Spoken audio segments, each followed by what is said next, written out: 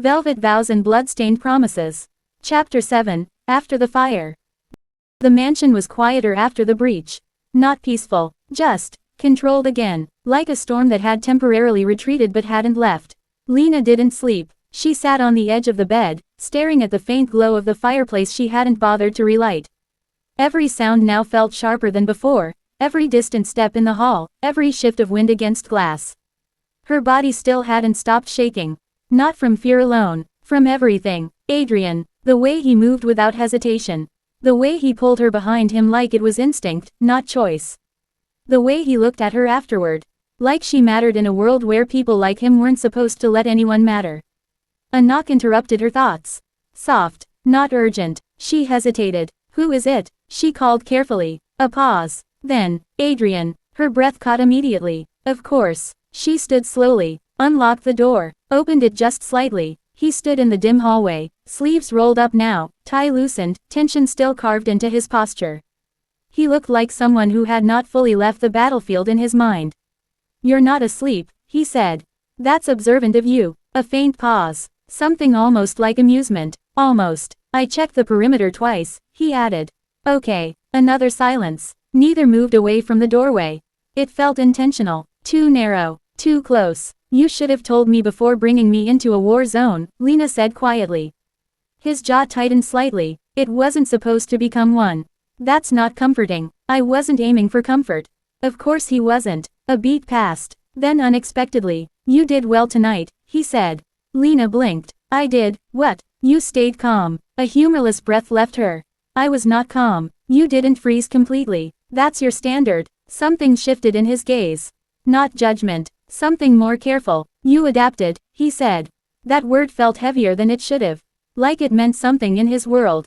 Something rare. Silence stretched again. Then Lena crossed her arms. "You didn't have to protect me like that." Adrian's eyes lifted slightly. There it was again. That phrase. "That's the second time you've said that," he replied quietly. "Because it's true." A pause. Then softer. "It's not your responsibility." His expression changed slightly at that. Something restrained tightening behind his eyes. "If I hadn't," he said slowly, "you would have been hurt." "That's not what I mean." He studied her, waiting. Lena hesitated. Her voice dropped. "You chose me." The words hung between them. Still, heavy. Adrian didn't answer immediately. That alone felt like an answer. When he finally spoke, his voice was quieter. "I moved you out of the line of fire." "That's not what I said." Another silence. This one different, thicker. Adrian's gaze dropped briefly to the floor, like he was choosing restraint over truth. When he looked back up, something was different, softer, more exposed. "I don't usually hesitate," he said. Lena's chest tightened. "That's not an answer." A faint breath, almost tired. "You make it complicated," he admitted. Her heart stumbled. "Me, yes." No hesitation this time, just honesty. And it unsettled her more than anything else he had said. Because it wasn't tactical, wasn't strategic, it was personal. A distant door opened somewhere downstairs. Voices echoed faintly, but neither of them moved. The hallway between them felt too small now. Adrian stepped slightly closer, not invading, not touching, just closer. "You should sleep," he said again. But this time, his voice softened at the edges. Like, it wasn't an order anymore.